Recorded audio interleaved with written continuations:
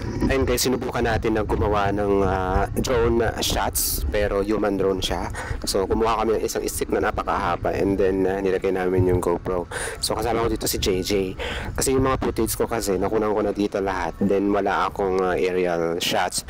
So kailangan ma-achieve natin yun. So ginawa natin ng paraan. Nag-ano tayo ng stick.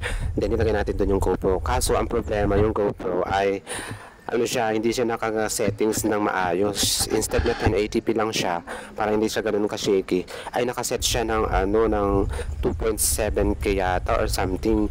And then naka-underwater yung settings niya. And then yung frames pa niya naka 60 fps. So talagang no choice talaga siya. Sobrang galaw. Magalaw na nga at pasmado ako.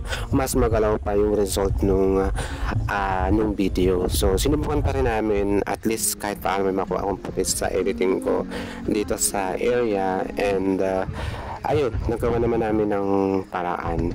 And ipakita ko lang sa inyo yung isang clip kung saan yung result nung kuha namin dito.